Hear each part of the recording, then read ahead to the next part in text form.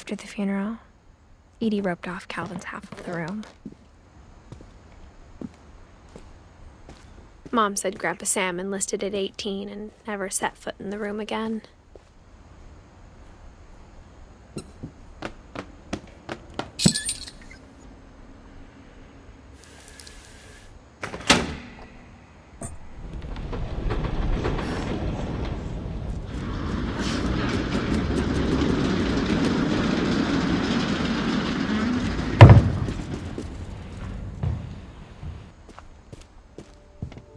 The passages were a pretty tight fit.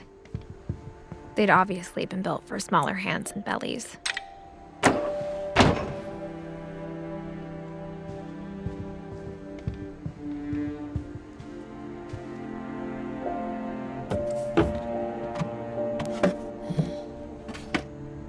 Growing up, I always thought of Barbara as a child star.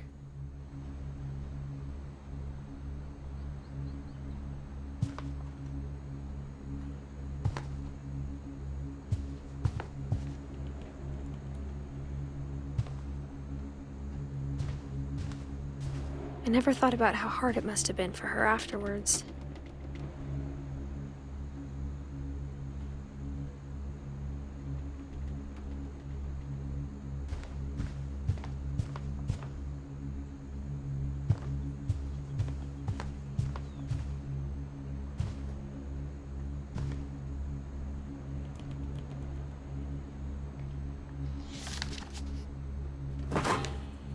Of all the stories people wrote about Barbara's death, I'm surprised Edie saved this one.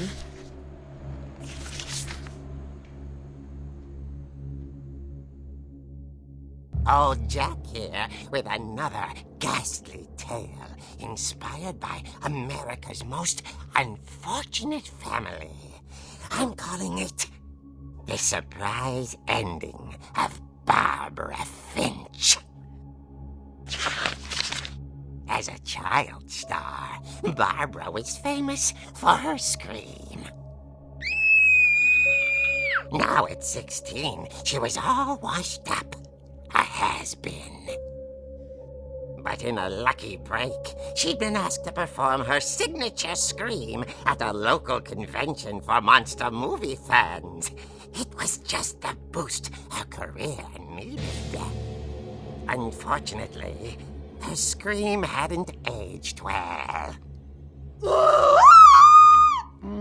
Getting better.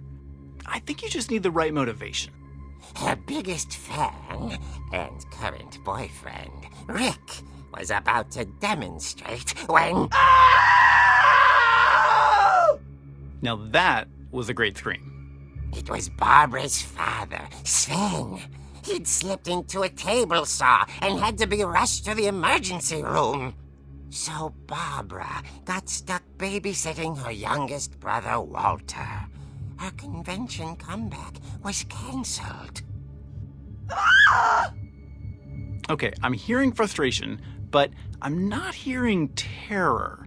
What if I tried... A gang of hoodlums in Halloween masks have been terrorizing Orcas Island tonight. Police are urging residents to... That came from the basement. You're right! Also, I loved your delivery on that. Why is your basement door locked? Because my dad likes making puzzles and secret passages. There's a key hidden in the music box. The secret is to keep winding and winding until finally the key pops out. Thanks, babe. I'll be back in a sec. 20 minutes later, Rick hadn't returned. So Barbara went to look for him, right on cue. She reached for the music box. And as she wound the key, she listened for Rick, but the house was silent.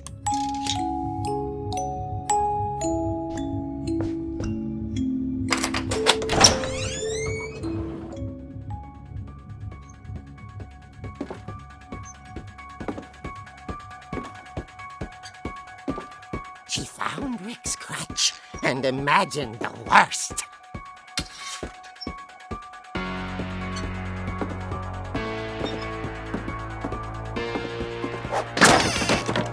leader is the infamous Hookman killer, Dr. Carl Hamill, who impaled and then ate his family 10 years ago tonight.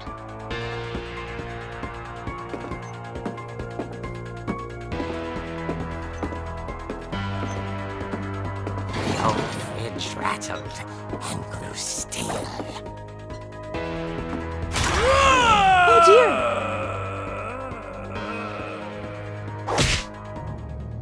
Oh! Rick?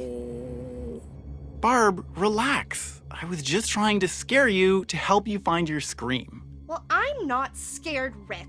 I'm furious. Then act furious. All I'm getting from you now is that you're hurt and confused and She threw him out, but she kept a little something to remember him by. Barb, have you seen my other crutch? And she was still holding it when she fell asleep watching the Late Late Picture Show. Hours later... Barbara! Walter, what's going on up there? Ah! Okay, I'm coming up, but if this is a trick, you're dead, Walter.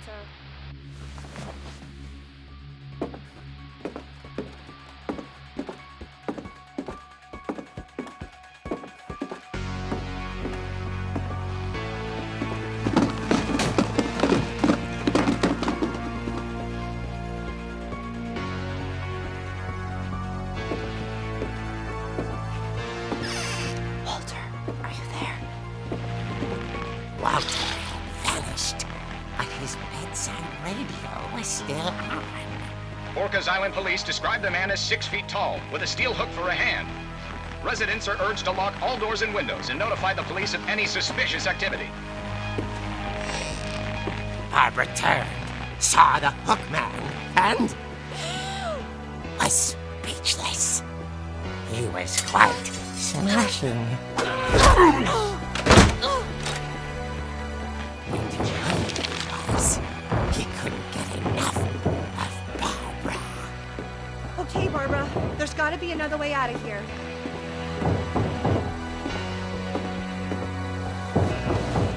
That night, she played her part beautifully.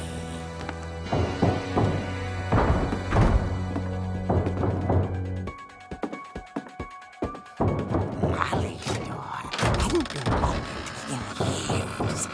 The hinges groaned.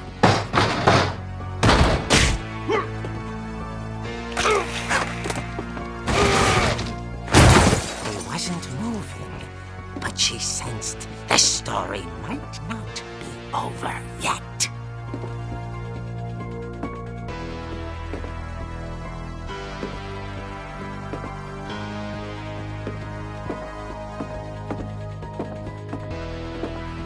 The Hookman had vanished.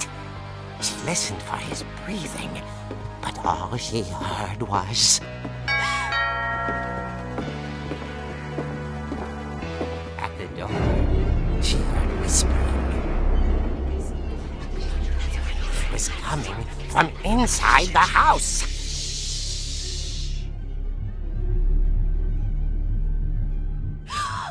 Oh dear. The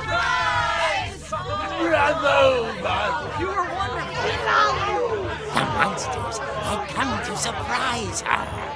For Barbara, it was a dream come true. Then she saw what kind of monsters they were, and she realized what was about to happen. She was going to be famous. And with her final breath, Barbara Finch gave the performance of her life.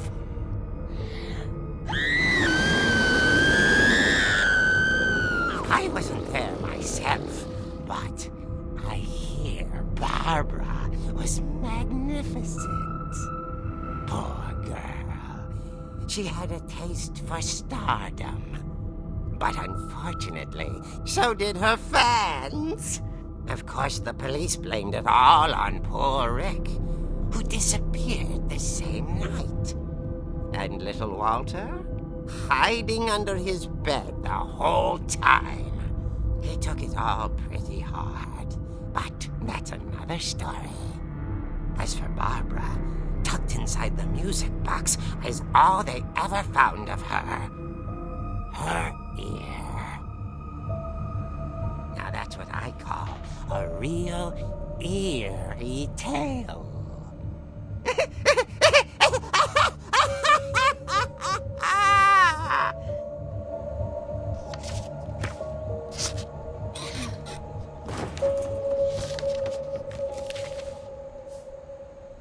Edie told me all Barbara wanted was to be remembered, as absurd as that comic was. Maybe what Edie saw was a happy ending.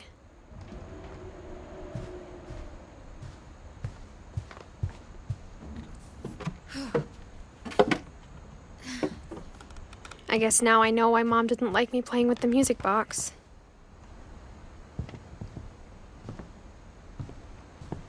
Whenever people ask me about my family, the first thing they always want to know about is Barbara.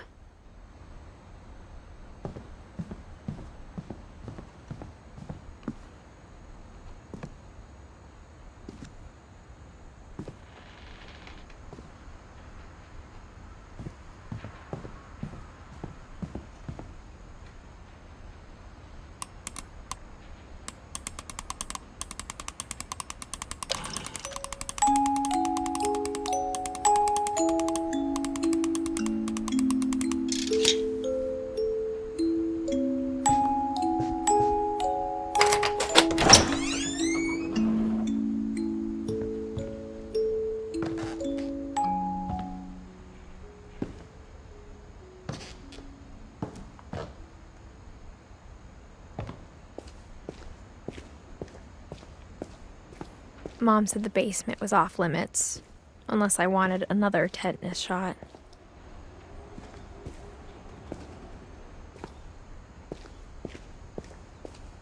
I saw Edie sneak down to the basement once, carrying packages. I thought maybe she was hiding presents.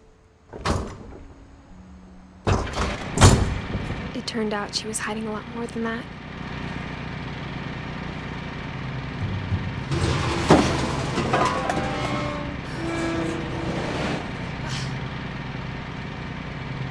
I remember asking Mom once about where Walter had gone.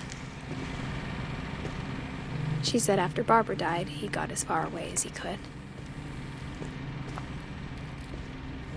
If there's a pattern in all these stories, I think it's that none of us has gotten very far.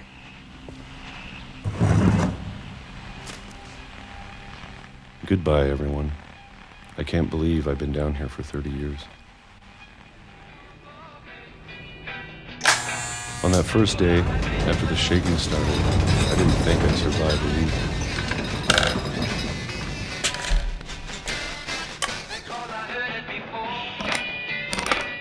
But after a few days, I settled into a routine. That's what kept me sane. Having a schedule, living for today. I always expected to be dead tomorrow. But if you wait long enough, you get used to anything.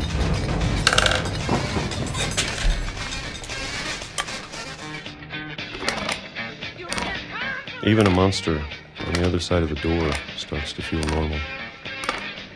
Almost friendly.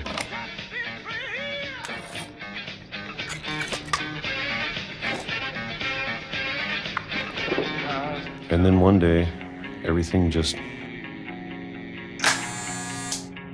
stopped. Whatever that thing was, it was gone.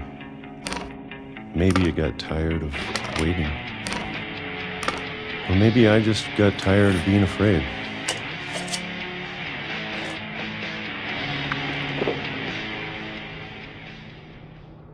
It's been a week now, the longest in 30 years. I'm done waiting. I have to leave while I still can.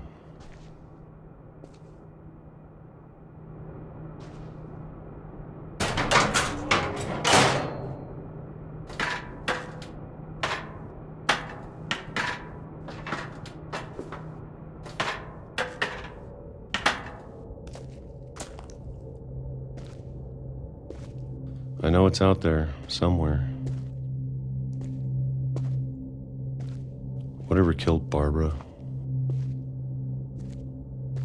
and Molly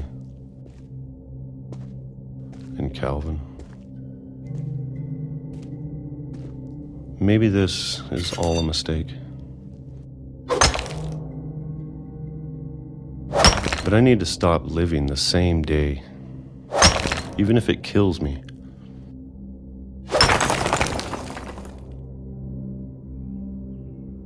Whatever's out there, I want you to know I'm ready for it. I'm going to appreciate all of it, especially the food. I don't mind if I only have a year left, or a month, or a single week. I'd be happy with one more day. I can already imagine the sun on my face.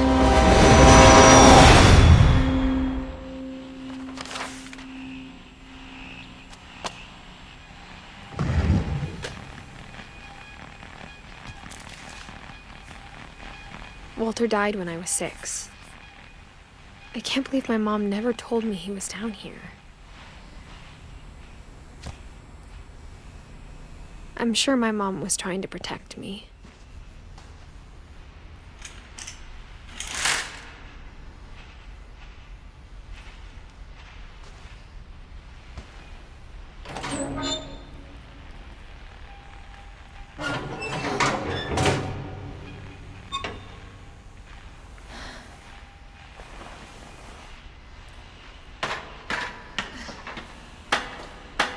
Maybe she was afraid I'd end up like Walter.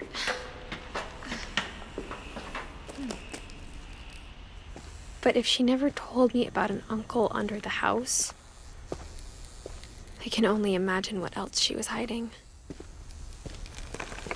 I don't want to make the same mistakes she made.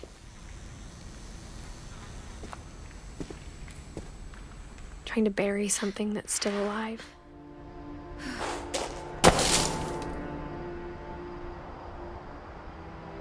Now that there's only one of us left, or maybe 2, I thought it was time I heard the stories for myself and found out what happened to everyone else. But now I'm worried the stories themselves might be the problem. Maybe we believed so much in a family curse, we made it real.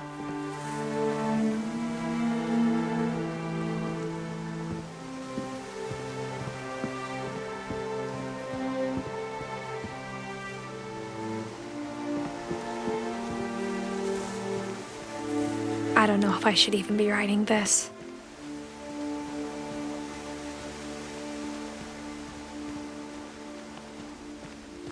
Maybe it'd be better if all this just died with me.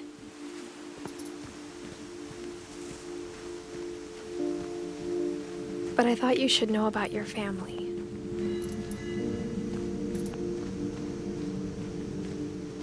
And the history you're a part of. Though to be honest, I feel as lost as you probably do right now.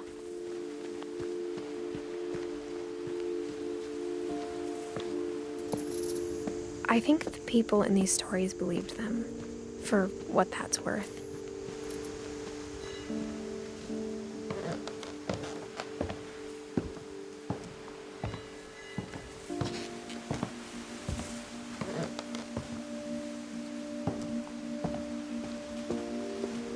And when you look at the house, that history of imagination and stubbornness and madness,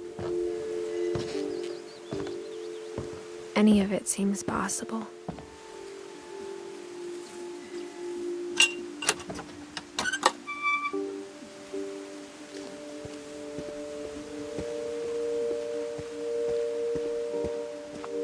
I think we've been surrounded by death for so long, we've just gotten used to it. What kind of family finishes building a cemetery before starting the house?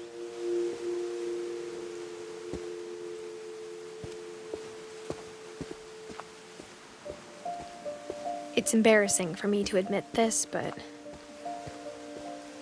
The pet cemetery made me more uncomfortable than the human one. 3 of the gerbils were mine, and 2 had been my fault.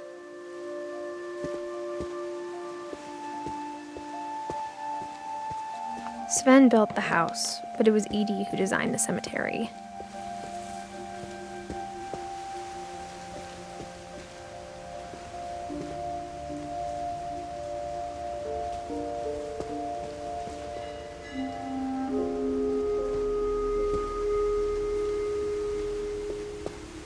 I'm sure Odin's monument had been Edie's idea. My mom was always trying to move on, but for Edie, the past never went away.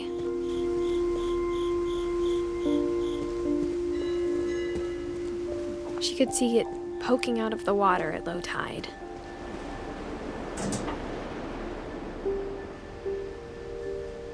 Edie said she dreamed about the old house every night.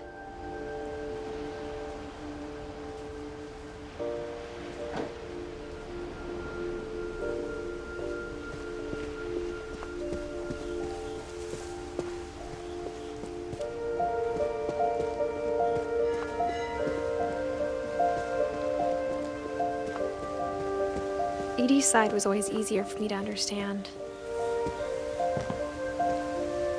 But the older I get, the more I can see where my mom was coming from. Her dad had been pretty strict, but it wasn't enough to save her brothers. She was just trying to do better. She lost 2 of her brothers, just like I did. I get why she tried so hard to protect us. We never found Milton's body, so my mom insisted we were putting up a monument, not a tombstone.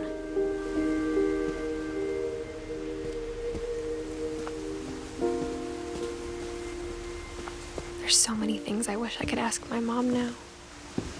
Part of me thinks this is what she wanted all along. For me to come back someday and find everything out for myself.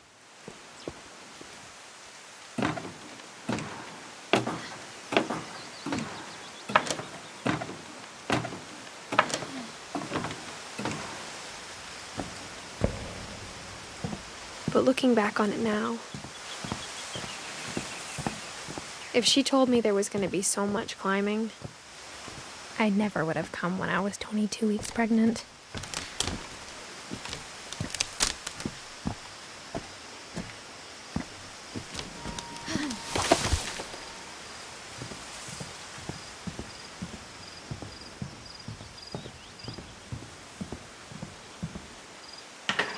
I never met Grandpa Sam, but I think he and my mom had a lot in common.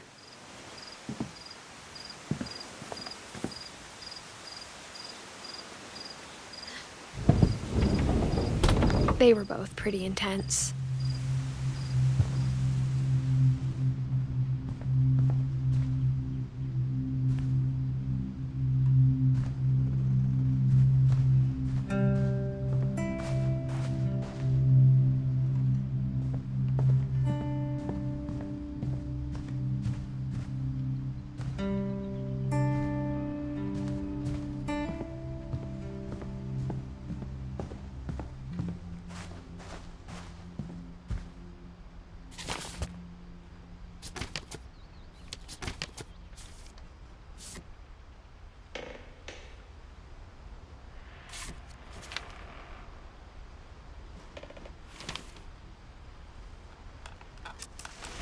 Dawn, I promise, you'll never forget this weekend. Yes, sir. These memories are gonna last a lifetime. Perfect. It's gonna rain the whole weekend, isn't it? We'll never forget this weekend, Dad. That's the spirit. Okay, got it.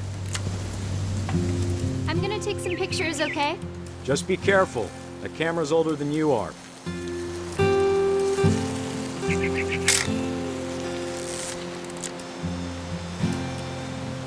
Definitely should not have drunk all that coffee.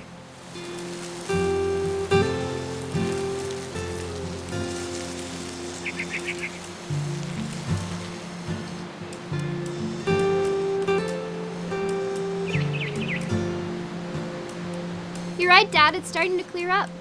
Still freezing, though. Nothing quite like being outside. Hold still while I... Hey! That's a keeper. Oop. Little more gas in the tank, I guess. I'm just saying, I'm not always gonna be here, Dawn. You'll need to remember this stuff, if you want to survive. I'll be fine, Dad. Dad! Good eyes, Dawn. Before you take the shot, let me get a picture of you.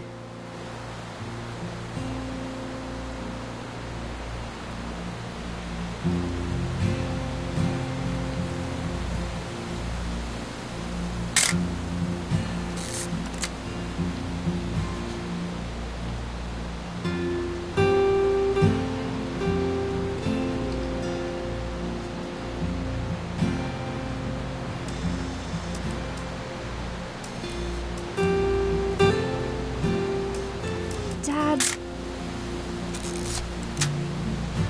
Let me get behind you. Do I have to do this? Dawn, you don't have to do anything. But if you want to survive, you need to be strong. Great shot, Dawn!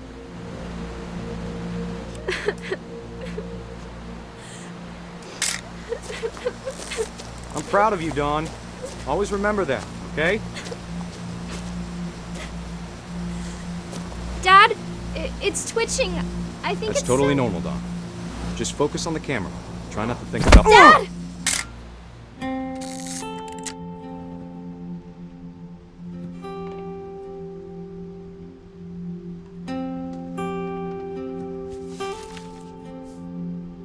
Of all these stories, that's the one I wish most that my mom had told me.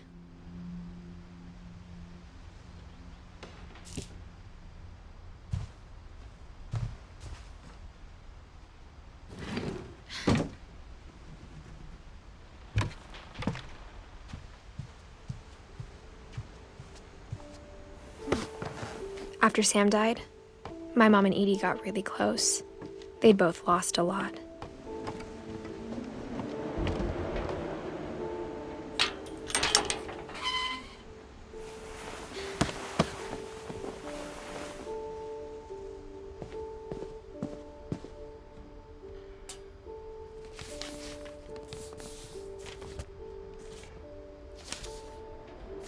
Dear Kay, do you remember the way Gregory used to laugh when he thought he was alone? Like something funny was happening, but only he could see it. I think he saw things the rest of us don't.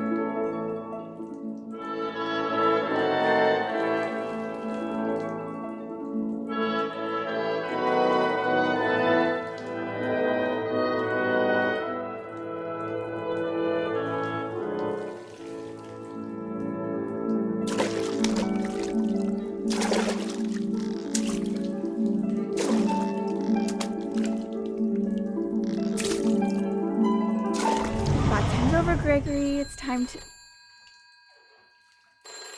Hold on, sweetie. Hello? Sam, I told you I don't want to talk right now. I wonder what he saw. What his world was like.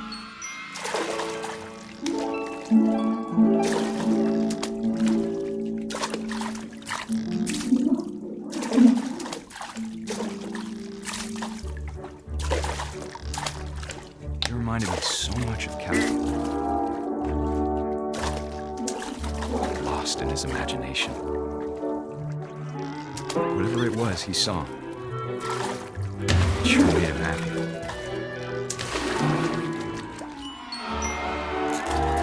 I know how silly it sounds.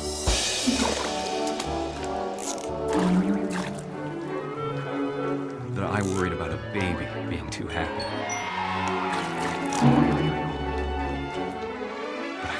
Slipping away. Sorry about that, Gregory. I know you did everything you could. Maybe if I hadn't called that night. Damn it. I don't want Gregory to hear this. I wish he could have told us about the world he saw.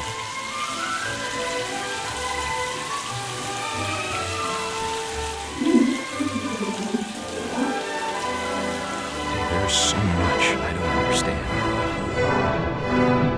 about Gregory. About everything.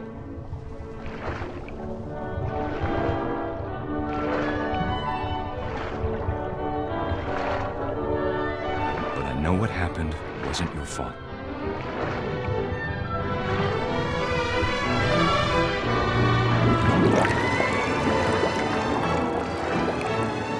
I'm sure he's happy.